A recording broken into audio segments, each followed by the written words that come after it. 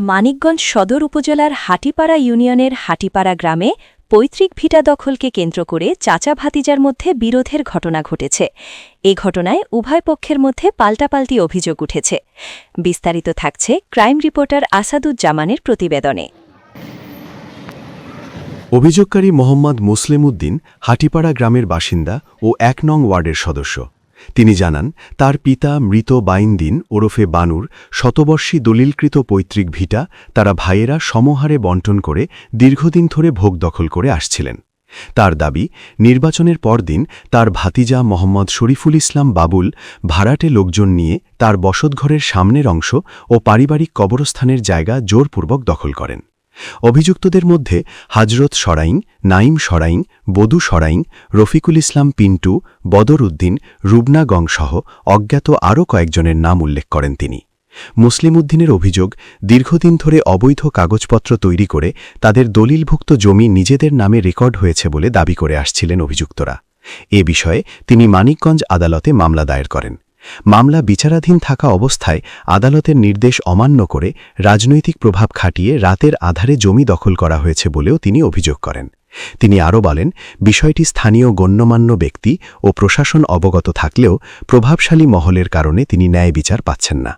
একাধিকবার তাকে হত্যার উদ্দেশ্যে হামলার চেষ্টা করা হয়েছে বলেও দাবি করেন তিনি। বর্তমানে তিনি চরম নিরাপত্তাহীনতায় ভুগছেন এবং প্রশাসনের হস্তক্ষেপ কামনা করেছেন। আমি মোহাম্মদ মুসলিম উদ্দিন, সদস্য ১ নম্বর ওয়ার্ড, হাটিপাড়া ইউনিয়ন। আচ্ছা, কি হয়েছে আপনার বাসায়? কি হয়েছে বলেন, কি ঘটনা? কি আমার বাসায় আমি রাত মোটামুটি ৭টা সাড়ে ৭টার সময় উঠে দিই। ওই যে এই বেড়াগুলো ওই সাইডটা দেওয়া আসলো, ওগুলো খুলিয়ে দিয়ে তারা এটা টেপা দেবে লাগছে। তখন আমি এসে লেবারকে বাধা দিলাম, তা ওরা দুই ভাই শুনে না শোনানোর পরে এসে আমি একলাই আমার লোকজনকে বাড়ি নেই। আমি একলাই পরে যত পারছি ফিরানোর পরে এসে লেবারের ডরে পরে চলে গেছে। চলে যাওয়ার পর ওই বলে স্থগিত রয়েছে। মোটামুটি এক সপ্তাহ পর এসে আমি ওই কোর্টে মামলা টামলা দিচ্ছি, 444 দ্বারা জারি করছি। ওইটা অমান্য করে পরে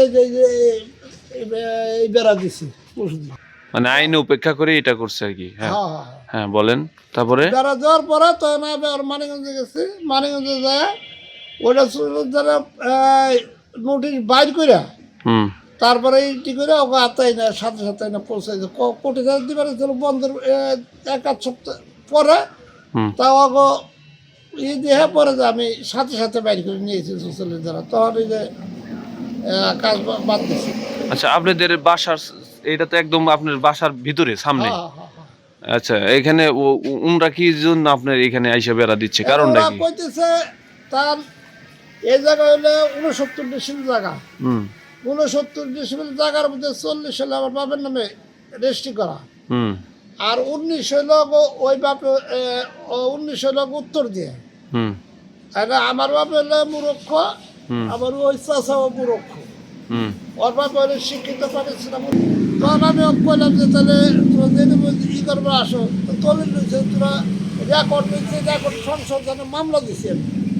রেকর্ড সংশোধনের মামলা শেষ হয়, তারপরে তোরা যদি 5 ছেড়ে দেবো, কিন্তু রেকর্ড সংশোধনের মামলার পরে তখন তারা ছেড়ে দেব না। আচ্ছা, এই বিষয় নিয়ে মানে এই এলাকার গণ্যমান্য ব্যক্তি বা স্থানীয় কোনো প্রশাসনের কাছে কি আপনি এটা অবগত করছিলেন? হ্যাঁ, প্রশাসনও জানাইছি। প্রশাসনে দেখে গেছে, প্রশাসনে যে এসআই আজম আসলে আইসা ওই যে তার বাংলায় বইছি, ওই যে বইসা তার যে বাবুল আমারে মারবার গেছিল এবং চেয়ার নিয়ে উঠছিল। তখন আমি ওই জায়গার দ্বিতীয় মানে আপনাকে হামলা শিকার করার প্রয়াস চালাইছিল, তাই তো? হ্যাঁ। আচ্ছা। অন্যদিকে অভিযুক্ত শরীফুল ইসলাম বাবুল চাচার অভিযোগ সম্পূর্ণ অস্বীকার করে বলেন, তিনি সমাজের জ্ঞানীগুণী মুরব্বীদের নিয়ে দলিলকৃত জমি বুঝে নেওয়ার জন্য সালিশে বসেছিলেন, তবে তার চাচা সেখানে উপস্থিত হননি।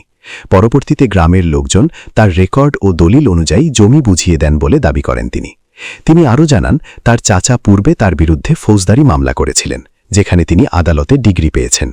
মামলায় পরাজিত হয়ে এখন নতুন করে আপিল করে তাকে হয়রানি করা হচ্ছে বলেও অভিযোগ করেন তিনি। আমি মোহাম্মদ নজরুল ইসলাম, হাটিপাড়া যুবদলের সভাপতি। আচ্ছা, কি ঘটনা ঘটছে যে ওনার সাথে একটু বলেন তো? ওনার ঘটনাটা মনে করেন আমার এই তুরি বর্তমানে আমার রানিং বয়স চলে 48 বছর। আমার জীবনে আমি দেখিনি এই জায়গা নিয়ে যারা আজকে দখলে আসতে চায় তার বাপের সাথেও কোনোদিন ঝগড়া হইতে, সেও আমার চাচা, এও আমার চাস্তো মামা, আবার চাচাও, দুটাই লাগে সম্পর্ক। আমার আব্বাই যে ওনার চাস্তো বোন বিয়ে করছে, কিন্তু আমার এই তুরি বয়সে আমি দেখিনি এই জায়গা নিয়ে ওই যারা আজকে আইসা দখল দিতে চায় তারা কোনোদিন তার বাপও আইসা কয় না এই জায়গায় আমার আসলো। আমরা এই রকমের কোনো গ্যাঞ্জাম দেখিনি এই তুরি বয়সে না, আমার বয়সে না, আমি যেটা বলতেছি। ওনার বাপে থাকতে আমার নানা যে মারা যায় ওই কবরটা মনে হয় আপনারা দেখছেন, কবরের সময় কিন্তু জানা যায় ওনারা সবাই উভয় কিন্তু উপস্থিত ছিল জানাজার সময়। তখনও কিন্তু বলে নাই এই জায়গায় কবর দেওয়া যাবে না, এই জায়গার মালিক আমরা, আমি যেটা বুঝি আর কি।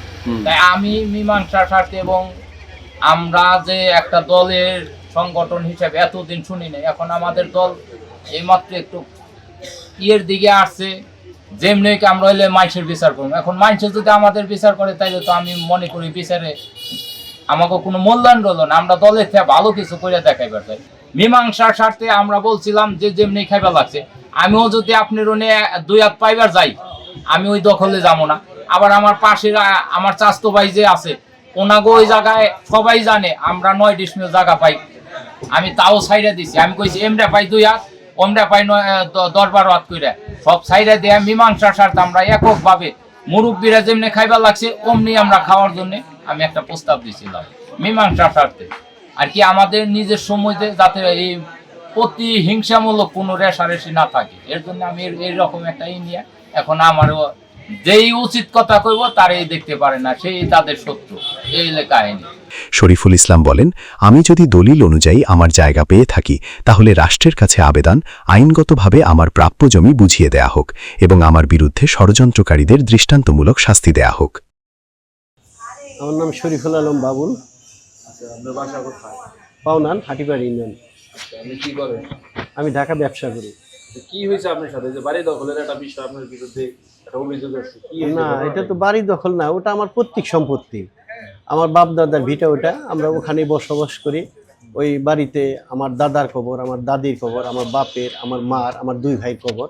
আমার বাড়ি তারা জোর করে দখল করে রাখছিল, তারা আমাদের নামে কোর্টে মামলা করছে, মামলাও তাদের খারিজ হয়ে গেছে। আমাদের জায়গা আমাদের রাইট। আমি গ্রামের লোকজন ডাকাইছিলাম, ফুল গ্রামের লোক ডাকাইছিলাম, উনি বসার দিন দিছিল, পরে উনি যায় নাই কে। পরে ওই বিচারের থেকে মুরব্বীরা আবার 5-6 জন ওনার বাড়িতে গেছিল ওনারা বলার জন্য, তাও উনি আসেন, সরজমিন আসেন, আমার কাগজপত্র দেখেন, কাগজপত্র দেখে আমি যদি জায়গা পাই আমাকে জায়গা বুঝিয়ে দেন। আমি যদি জায়গা না পাই আমি 1 অংশ 1 তিল পরিমাণ জায়গা নিব না তার।